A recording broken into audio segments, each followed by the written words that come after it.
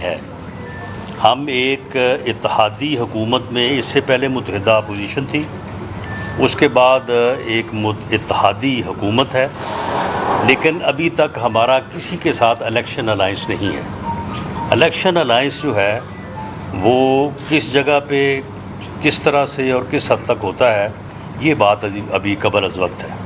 Election कब तक देख रहे हैं आप? इलेक्शन मुल्क में जनरल इलेक्शन के हवाले से आप कब तक देख रहे हैं? रोजाना क्या सराहियां होती है मीडिया पे कि आज हुकूमत जा रही है, कल जा रही है, ओके मैं ये नहीं कह रहा, लेकिन आप अपनी नज़र में कब तक देख रहे हैं जनरल इलेक्शन? देखें, ये इस बारे में कोई अगर आप थोड़ी सी आप मीडिया के दोस्त हैं, थोड़ी सी आप अगर अपनी याददाश्त को ताज़ा करें तो आपको इल्म होगा कि पाकिस्तान मुस्लिम लीग नून जो है वो अदम एतमाद के भी हक़ में कोई इतनी पुरजोश नहीं थी, लेकिन जब मुत्तहिदा अपोजिशन ने फ़ैसला किया तो फिर हमें साथ चलना पड़ा।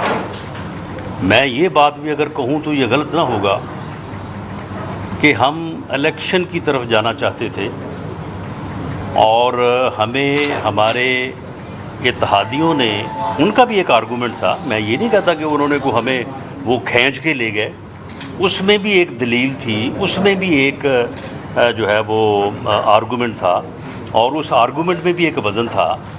ये कहना कि जी मुल्क इस वक्त इस बुरी पोजीशन में है, इकॉनमी का भट्ठा बैठ चुका है और ये नाअहल और बदबख्त टोला जो है इस मुल्क को बर्बाद कर चुका है, और अगर आप केयर टेकर को बैठा देंगे और केयर टेकर जो है वो आके 70 रुपये पेट्रोल बढ़ा देंगे और 70 रुपये डीज़ल बढ़ा देंगे और 40 रुपये पेट्रोल बढ़ा देंगे, यहाँ पे लोगों को जो है वो खाने के लिए नवाला नहीं मिलेगा।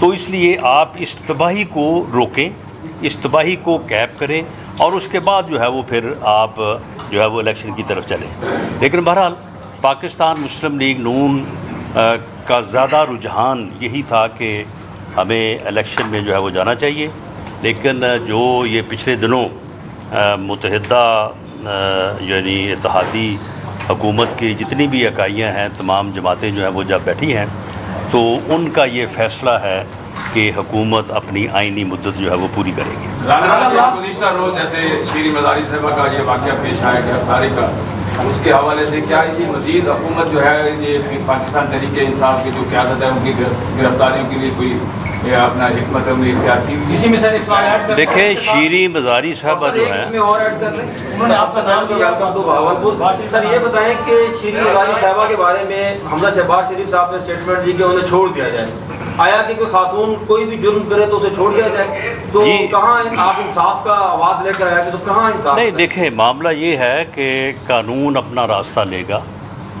जो मैंने इब्तदाई इंफॉर्मेशन हासिल की है, जब ज़री इस्लाहात हुई थी 70 की दहाई में, गालबन जुल्फ़िकार अली भुट्टो साहब के दौर में, तो उस वक्त शीरी मज़ारी साहबा के जो इनके वालिद या इनके ताया चचा थे, तो उनकी काफ़ी सारी ज़मीन जो है वो मुज़ारईन में तकसीम हो गई थी और उनके नाम लग गई थी। उनका ये कहना कि मैं उस वक्त बिल्कुल बच्ची थी, ये दुरुस्त होगा, लेकिन जब ये ख़ुद जो है इन्होंने होश संभाला और इन्होंने जो है वो जब सारे मामलात को देखा और हुकूमती असर रसूख हासिल हुआ, तो इन्होंने उन गरीब मुज़ारईन को ज़मीन जो कि हुकूमत की तरफ से उनको मिल चुकी थी, उनको देने की बजाय उन्होंने ख़ुद वापस अपने नाम लगवा ली। उनसे ख़रीदी भी नहीं, बल्कि जालसाजी से वो तहसीलदार और पटवारी का जो वो म्यूटेशन का चक्कर होता है उसमें जो है उनसे ज़मीन जो है वो उनसे अपने नाम करवा ली।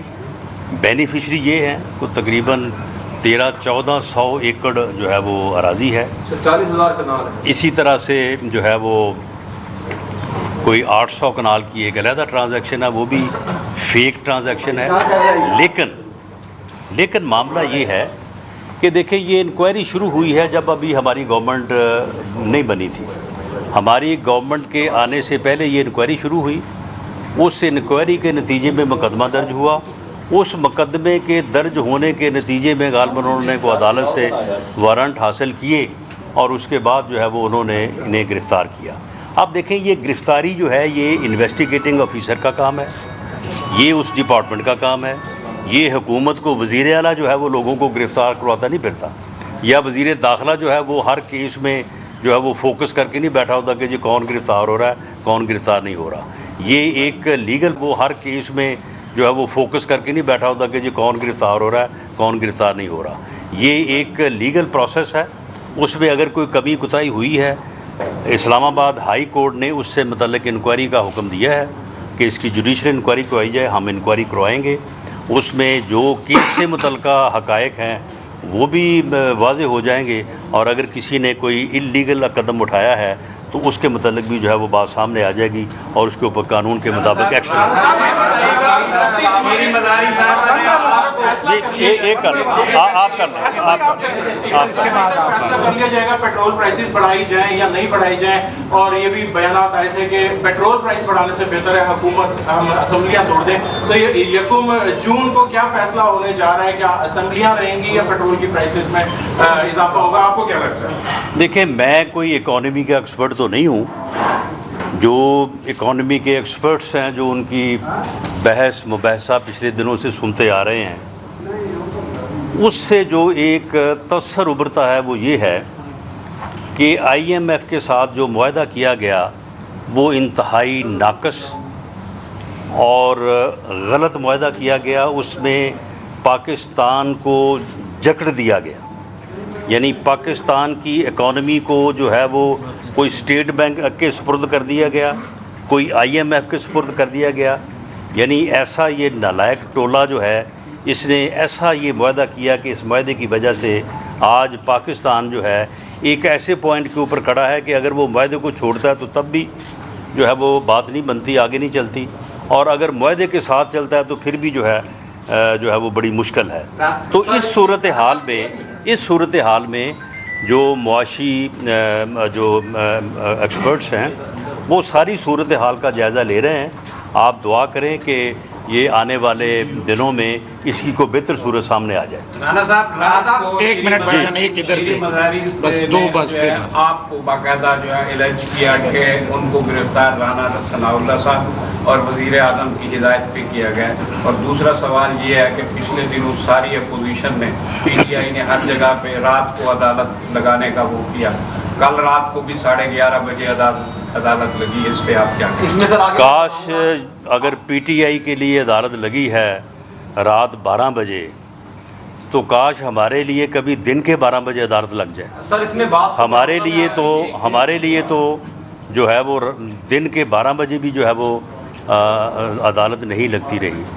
जिस दिन मेरे ख़िलाफ़ एक बेबुनियाद झूठा मुकदमा बनाया गया, तो उस दिन तो पूरा मीडिया जो है वो बता रहा था। उस वक्त जो है वो सारी सूरत हाल वाज़े थी। तो हमें तो रात 12 बजे क्या, हमें तो दिन 12 बजे भी जो है वो इंसाफ ना मिल सका, और 6 माह जेल में रहने के बाद ज़मानत मिली। जिस दिन मरियम नवाज़ को, वो भी एक कौम की बेटी है, जिन हालात में और जिस तरह से उसे पाबंदे सलासल उसके वालिद हमारे लीडर मियाँ नवाज शरीफ की मौजूदगी में गिरफ़्तार किया गया, वो भी तरीक़ाकार बड़ा नामुनासिब था। अगर कल शीरी मज़ारी को गिरफ़्तार करने का तरीका नामुनासिब था, वो तरीका भी मुनासिब नहीं था। लेकिन हमारे लिए तो कोई दिन के 12 बजे भी जो है वो अदालत जो है वो नहीं खुली। हमारे लिए तो एक दफ़ा रात 12 बजे अदालत खुली थी, और हनीफ अब्बासी को जिस मुकदमे में 3 माह सज़ा नहीं हो सकती, उसमें उसको जो है वो उम्र कैद जो है वो सज़ा दी गई थी। तो ये मामलात जो हैं, इसके बावजूद हम अदालतों का एहतराम करते हैं, अदालतों की इज़्ज़त करते हैं, और अदालत ने जो कल हुक्म फरमाया है उसके ऊपर जो है वो पूरी तरह से अमल करेंगे। लेकिन ये इंसाफ जो है ये सब के लिए जो होना चाहिए। 22 माह आज जो जवान जो है वो उसे चीफ मिनिस्टर बनाया है पंजाब असम्बली के ईवान ने, और अल्लाह ताला ने, वो 22 माह जेल में रहा है। मियाँ शहबाज शरीफ के ख़िलाफ़ पहले नैब लगी रही है, उसके बाद जब नैब का सारा मामला ख़त्म हो गया, अदालतों में एक्सपोज हो गया, और अदालतों में बाकायदा बयान दिए नैब ने कि नहीं जी करप्शन का तो कोई केस ही नहीं है, तो वही ये तो हम करप्शन का केस तो हम बना ही नहीं रहे। तो उसके बाद जनाब फिर FIA में जो है वो इंक्वायरी शुरू कर दी गई। अपने ढंग के प्रोसिक्यूटर लगाए गए, अपने ढंग के जो है वो इन्वेस्टिगेशन ऑफिसर लगाए गए। शहजाद अकबर ने अपने चमाटे और जो अपने चेले थे उनको चुन चुन के उसने जो है वो इन्वेस्टिगेटिंग ऑफिसर लगाया, चुन चुन के उनको जो है उसने जो प्रोसिक्यूटर लगाया। उस वक्त तो खैर कोई नोटिस नहीं हुआ, लेकिन हम ये सारी चीज़ें जो हैं ये अदालत आलिया के, अदालत उज़्मा के सामने रखेंगे और अपनी आहो बका भी करेंगे। हमें उम्मीद है कि जो इंसाफ अब तक हमें मिला है वो भी अदालतों से ही मिला है, और हम कोशिश करेंगे कि ये इंसाफ, अल्टीमेट इंसाफ जो है वो भी इन्हीं अदालतों से जो है वो हमें भी मिले और बाकी सबको भी मिले। भाईजान प्लीज। इमरान नाम है सर, डॉन न्यूज़ की प्रेजेंट करता हूँ।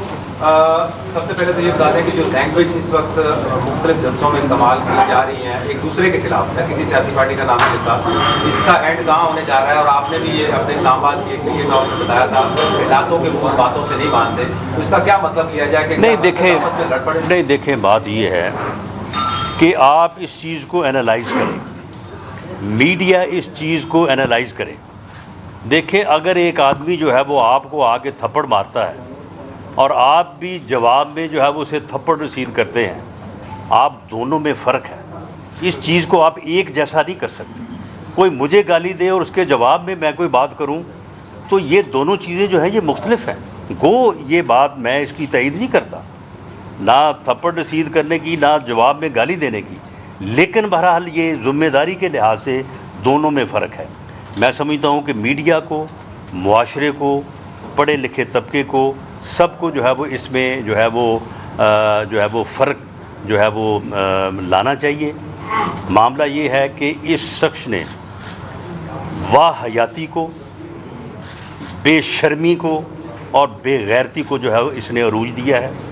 ये पूरी कौम को तकसीम करना चाहता है, ये पूरी कौम के नौजवानों को गुमराह करना चाहता है। ये अपने वोटर सपोर्टर को कहता है, यानी टीवी पे बैठ के जलसे में बात करते हुए कि जी जहाँ पे भी आप इनको देखें, आप इनको गद्दार कहें, आप इनको चोर कहें। आप मुझे बताएं कि इस तरह से अगर ये अपने लोगों को गालियाँ देने की जो है वो तरगीब देगा, तो फिर आगे से 2 आदमी सब्र करेंगे, 10 करेंगे, 20 करेंगे, 100 में से कोई एक आध फिर ऐसा भी होगा कि जो उसका जवाब जो है वो फिर ईंट का जवाब पत्थर से देगा। ये ख़ुद लोगों को जो है वो इस बात के ऊपर उभार रहा है। ये ख़ुद जो है इस मुल्क में अफरा तफरी और अनारकी चाहता है। लगता तो ये है कि इसका अल्टीमेट एजेंडा जो है ये मुल्क दुश्मन एजेंडा है, और ये इस मुल्क की तबाही शायद उसी तरह से करना चाहता है जो आज से कोई तकरीबन 30 साल पहले हकीम सईद जो हमदर्द लेबॉर्ट्रीज़ के मालिक थे, उन्होंने 30 साल पहले अपनी किताब में लिखी थी कि इसे कोई जो है वो कौन सी लॉबी जो है वो इसको तैयार कर रही है, और अल्टीमेटली जो है ये बंदा जो है इस मुल्क को तबाह कर। इमरान खान की गिरफ्तारी, आखिरी सवाल है भाई। इमरान खान की गिरफ्तारी या सज़ा के हवाले से क्या कहेंगे? देखें इन्होंने सुन लें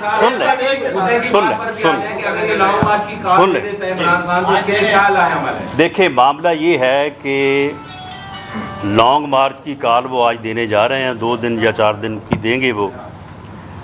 देखें, ये इत्तेहादी हुकूमत है, इसमें हमारी इत्तेहादी जमातों की जो सरबराही फोरम है उनका, उसमें ही बुनियादी फ़ैसले होते हैं। ये इलेक्शन में जाने या ना जाने या आईनी टर्म पूरी करने का फ़ैसला भी जो है वो भी वहीं पे हुआ है जो मैंने आपसे अर्ज़ किया है। मुझे नहीं मालूम कि जब ये लॉन्ग मार्च की कॉल देंगे तो इत्तेहादी हुकूमत के जमातों के सरबराहों का जो फोरम है वो क्या फ़ैसला करेगा। वो क्या फ़ैसला करेगा कि इनको आने देना है। लेकिन अगर उसने ये फ़ैसला किया कि इनको नहीं आने देना, तो ये इनकी जो बढ़के सड़कें हैं ना, ये बाजू हमारे आजमाए हुए हैं, इंशाअल्लाह ताला इनको घरों से नहीं निकलने देंगे। जी बिल्कुल, अगर ये फ़ैसला हुआ और इन्होंने अफरा तफरी फैलाने के लिए इस्लामाबाद का रुख किया, तो बिल्कुल गिरफ़्तार भी करेंगे और इनके ख़िलाफ़ जो है वो कानून के मुताबिक कार्रवाई। भाई इतना तो फिर हमारे पास रहने देना। भाईजान आप आखिरी सवाल है, FIA जो है वो साइबर क्राइम विंग आपके डोमेन में आता है। मुल्क की तबाही जो इस वक्त पहुंची हुई है, सोशल मीडिया का जो मिसयूज है वो साइबर क्राइम विंग को कब फाल कर रहे हैं, वो इनएक्टिव है। साइबर क्राइम, हाँ जी, हुकूमतें आती हैं, सोशल मीडिया को अपनी मर्जी से इस्तेमाल करती हैं, आम आदमी जो है वो उसकी गिरफ्त में आ जाता है। दूसरा आपने फरमाया कि आपके ऊपर 9C की एंटी नार्कोटिक्स ने झूठी FIR दी। यहाँ साउथ पंजाब में मैक्सिमम लोगों पे ATC जो है 9C की FIR देती है लोकल पुलिस। ये दोनों काम कब ठीक होंगे? आम आदमी को रिलीफ कब मिलेगा 9C से, और साइबर क्राइम जो है कब एक्टिव होगी आम आदमी की? देखिए साइबर क्राइम जो है वो एक्टिव है, लेकिन उस कानून में कोई जान नहीं है। आप आदमी को अभी गिरफ्तार करें, 1 घंटे बाद उसकी बेल हो जाती है। अब उस कानून को सख्त बनाने की अगर कोशिशें इससे पहले की गई हैं, वो कोशिशें जो है वो बदनीयती की बुनियाद पे की गई हैं, वो फिर अजहारे राय की आज़ादी को कर्ब करने के लिए की गई हैं। ये एक ऐसा इशू है कि इसके ऊपर हुकूमत को, अपोजिशन को और ख़ास तौर पे मीडिया को, मीडिया की जो तंजीमें हैं उनको बैठना चाहिए और बैठ के इस कानून में ऐसी तरमीम करनी चाहिए कि मादर पिदर आज़ादी भी ना हो कि जो आदमी जिसकी चाहे इज़्ज़त उछाल दे, और ऐसा भी ना हो कि इस कानून को सख्त किया जाए और ये कानून जो है वो बाद में लोगों के इज़हार राय की जो है वो आज़ादी को जो है वो सल्ब करे। बाकी जो आपने की बात की है 9C की, देखें वो एक इंतज़ामी मामला है। जैसे ही हुकूमत इंशाअल्लाह ताला इस बारे में जो है वो बात आगे बढ़ती है तो हम इस बात को की कोशिश करेंगे और इस बात को इंश्योर करेंगे कि गलत FIR का इंदराज ना हो। यहाँ पे आपके मालूमात में इजाफे करता जाएगा।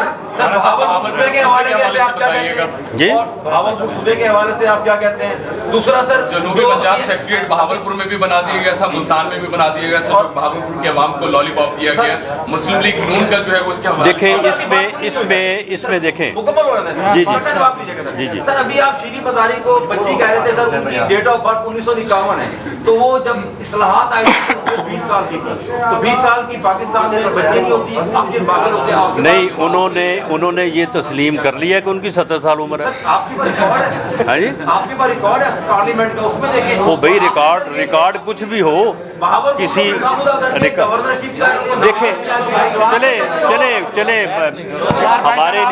हमारे लिए जो है वो, अगर वो उस वक्त 15-20 साल की भी थी तो बहरहाल ये कह देना कोई ऐसी बात नहीं है, 15-20 साल के बच्चे ही होते हैं। देखिए मामला ये है कि जहाँ तक बहावलपुर का तल्लक है, देखें बहावलपुर जो है ये उस वक्त एक रियासत थी और सूबा थी जिस वक्त मेरा ख़्याल है कि बाकी सूबे शायद थे या नहीं थे। इसलिए हमारा ये मानना है कि बहावलपुर अगर अपना हक फोरगो करे तो कोई उसे रोक नहीं सकता, लेकिन अगर बहावलपुर क्लेम करता है कि उसे अलहदा सूबा बनाया जाए तो उसे अलहदा सूबा बनाया जाना चाहिए। ये पाकिस्तान मुस्लिम लीग नून का एक वाज़ेह स्टैंड है और हमने पंजाब असम्बली से जो 2/3 मेजॉरिटी से करारदाद पास की हुई है उसमें बहावलपुर और जनूबी पंजाब दोनों सूबे हैं। Thank you very much. Pakistan माशी मसाइल के 2-4 हैं। आखिरी सवाल वकालत बार बार अपने तकरीर में कहते हैं, मुकामात में कहते हैं कि अगर क्रिप्टो एक्सचेंज पाकिस्तान में लीगल कर दी जाए तो अरबों डॉलर पाकिस्तान में आ सकता है। क्या किया जाए? क्रिप्टो एक्सचेंज पाकिस्तान में लीगल कर दी जाए तो अरबों डॉलर आ सकते हैं। पाकिस्तान में क्रिप्टो एक्सचेंज डॉलर लीगल कर दी जाए तो मेरे ख्याल से बहुत ज़्यादा मुआवजा। चलें जी, इस बारे में जो हमारे इकोनॉमिस्ट हैं उनके सामने ये बात रखेंगे, अगर ये दुरुस्त है तो। Sir thank you very much. ओ यार छोड़ो यार सदर, हम एक इत्तेहादी हुकूमत